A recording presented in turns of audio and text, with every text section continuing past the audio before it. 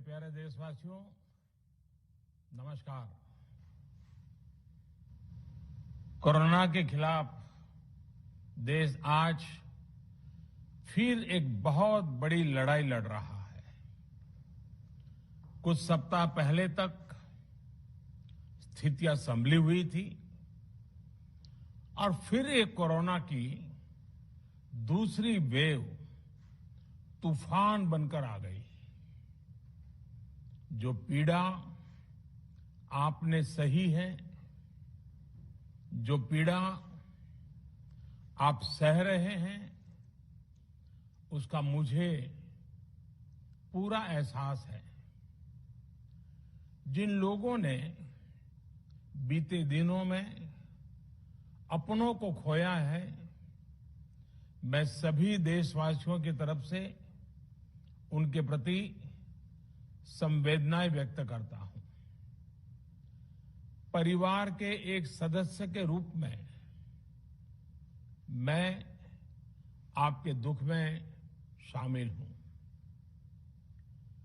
चुनौती बड़ी है, लेकिन हमें मिलकर अपने संकल्प, अपने हौसले और तैयारी के साथ इसको पार करना है। साथियों, अपनी बात को विस्तार देने से पहले मैं देश के सभी डॉक्टरों, मेडिकल स्टाफ, पैरामेडिकल स्टाफ, हमारे सभी सफाई कर्मचारी भाई बहन, हमारे एम्बुलेंस के ड्राइवर्स, हमारे सुरक्षा बल, पुलिसकर्मी, सभी की सराहना करूंगा। आपने कोरोना की पहली वेव में भी अपना जीवन दांव पर लगाकर लोगों को बचाया था। आज आप फिर इस संकट में अपने परिवार, अपने सुख, अपनी चिंता छोड़कर दूसरों का जीवन बचाने में दिन रात जुटे हुए हैं। साथियों, हमारे शास्त्रों में कहा गया है, त्याज्यम न धैर्यम विदुरेऽपि काले, अर्थात कठिन से कठिन समय में भी हमें धैर्य नहीं खोना चाहिए। किसी भी परिस्थिति से निपटने के लिए हम सही निर्णय लें, सही दिशा में प्रयास करें, तभी हम विजय हासिल कर सकते हैं। इसी मंत्र को सामने रखकर आज देश दिन रात काम कर रहा है। बीते कुछ दिनों में जो फैसले लिए गए हैं, जो कदम उठाए गए हैं, वो स्थिति को तेजी से सुधारेंगे। इस बार कोरोना संकट में देश के अनेक हिस्से में ऑक्सीजन की डिमांड बहुत ज्यादा बढ़ी है। इस विषय पर तेजी से और पूरी संवेदनशीलता के साथ काम किया जा रहा है। केंद्र सरकार, राज्य सरकारें, प्राइवेट सेक्टर, सभी की पूरी कोशिश है कि हर जरूरतमंद को ऑक्सीजन मिले।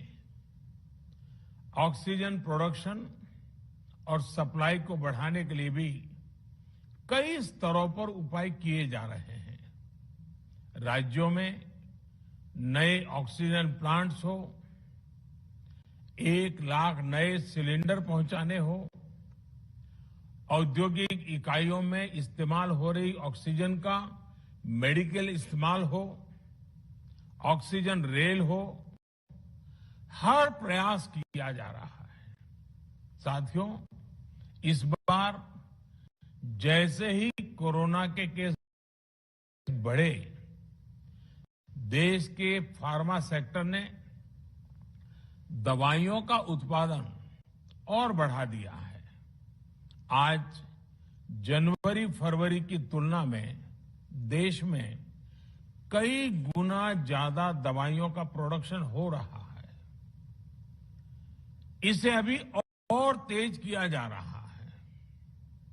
कल भी मेरी देश की फार्मा इंडस्ट्री के बड़े जो प्रमुख लोग हैं, उसके जो एक्सपर्ट लोग हैं, उनसे बहुत लंबी चर्चा हुई है।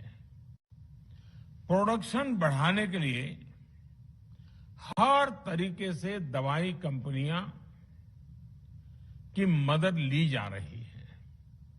हम सौभाग्यशाली हैं कि हमारे देश के पास इतना बड़ा मजबूत फार्मा सेक्टर है जो बहुत अच्छी और तेजी से दवाइयां बनाता है। इसके साथ ही अस्पतालों में बेड की संख्या को बढ़ाने का भी काम तेजी से चल रहा है। कुछ शहरों में ज्यादा डिमांड को देखते हुए विशेष और विशाल कोविड हॉस्पिटल बनाए जा रहे हैं।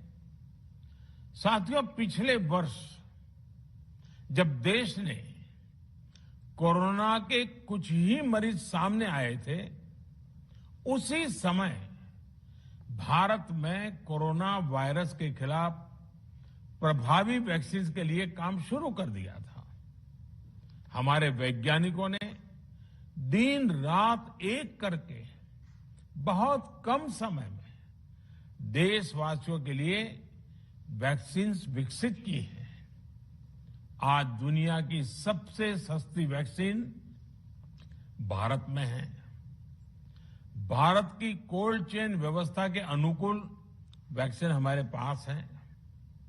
इस प्रयास में हमारे प्राइवेट सेक्टर ने इनोवेशन और एंटरप्राइज की भावना का बेहतरीन प्रदर्शन किया है। वैक्सीन की अप्रूवल्स और रेगुलेटरी प्रोसेसेस को फास्ट ट्रैक पर रखने के साथ ही सभी साइंटिफिक और रेगुलेटरी मदद को बढ़ाया गया है। यह एक टीम एफर्ट है जिसके कारण हमारा Bharat 2 made in India vaccine के साथ दुनिया का सबसे बड़ा टीकाकरण अभियान शुरू कर पाया। टीकाकरण के पहले चरण से ही गति के साथ ही इस बात पर जोर दिया गया कि ज्यादा से ज्यादा क्षेत्रों तक, जरूरतमंद लोगों तक वैक्सीन पहुंचे। दुनिया में सबसे तेजी से भारत में पहले 10 करोड़, फिर 11 करोड़ और अब 12 करोड़ वैक्सीन डोज दिए गए हैं। आज कोरोना से इस लड़ाई में हमें हौसला मिलता है कि हमारे health care workers, frontline corona warriors और सीनियर सिटीजन्स के एक बड़े हिस्से को वैक्सीन का लाभ मिल चुका है।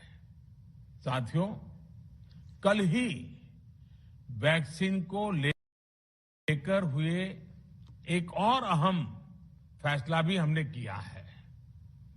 1 मई के बाद से 18 वर्ष के ऊपर के किसी भी व्यक्ति को वैक्सीनेट किया जा सकेगा।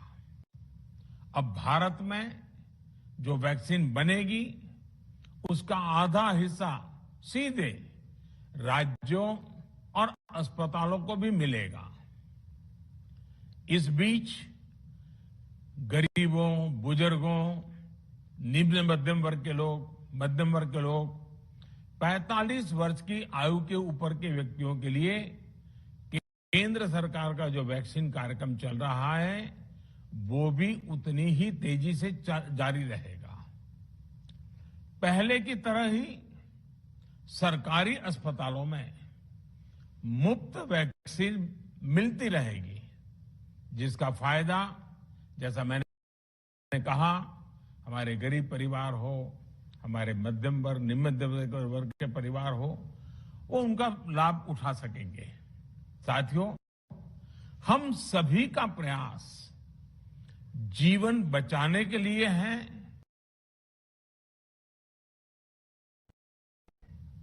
और जीवन बचाने के लिए तो है ही,